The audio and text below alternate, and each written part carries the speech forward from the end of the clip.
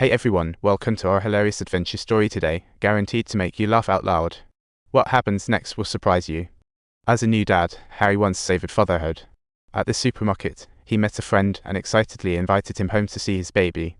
His friend praised him as a great dad for taking care of his baby today, and Harry sighed in relief, silently hoping no one would discover his great dad. At that moment, Harry faced the brutal truth, frozen until he realized he had become a horror movie's lead.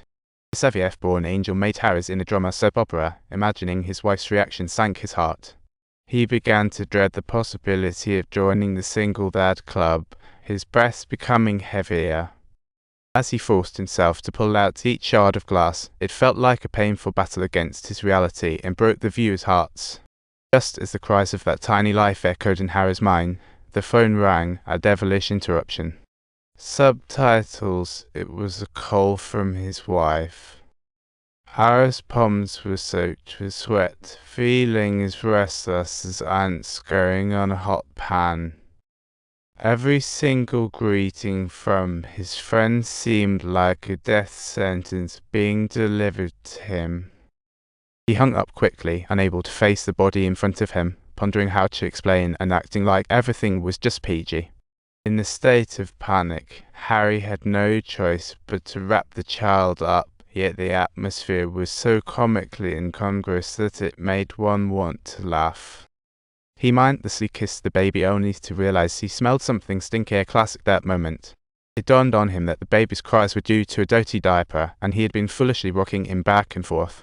This was his first and last diaper change as a dad, truly a moment like no other.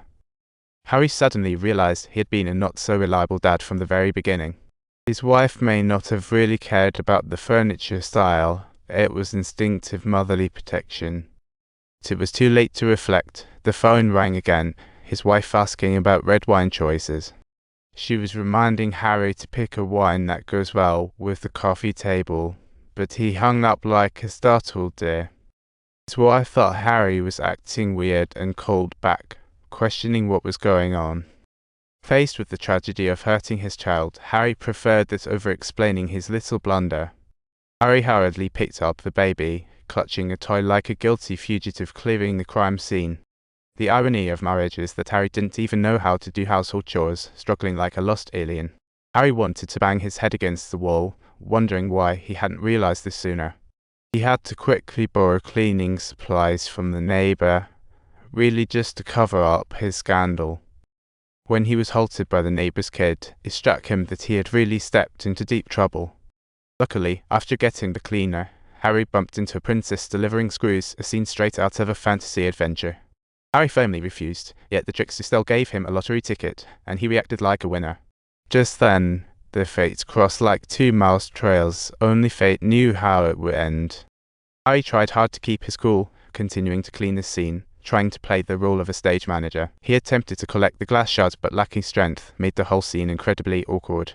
It was only when he saw the baby's severed head that he realized he had really messed himself up. Trembling, Harry reached out, knowing he could no longer escape this horrible situation. Just then, his wife texted saying she'd be home in half an hour. Talk about adding insult to injury. Harry rushed to the bathroom, frantically attempting to wash off the evidence, feeling like he was in the thick of a battle. When he returned, Harry sat there lost, casting his gaze upon the remains of the incident. Suddenly, the doorbell rang, and Harry's heart began to race. What now? He couldn't bear to explain anything to his wife.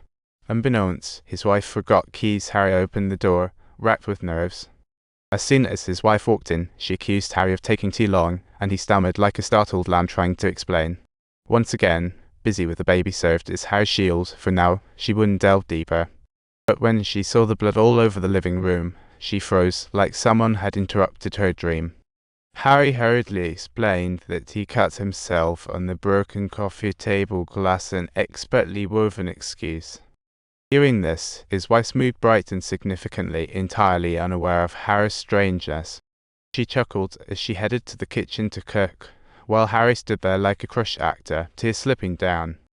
At that moment, laughter rang from the kitchen as if nothing else mattered.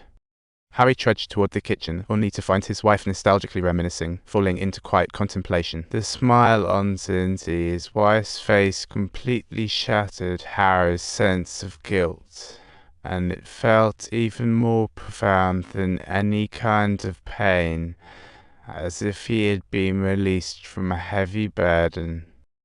Everything felt too good to be true, like a phantom in a dream, until his wife walked in and Harry recognized the terrifying reality.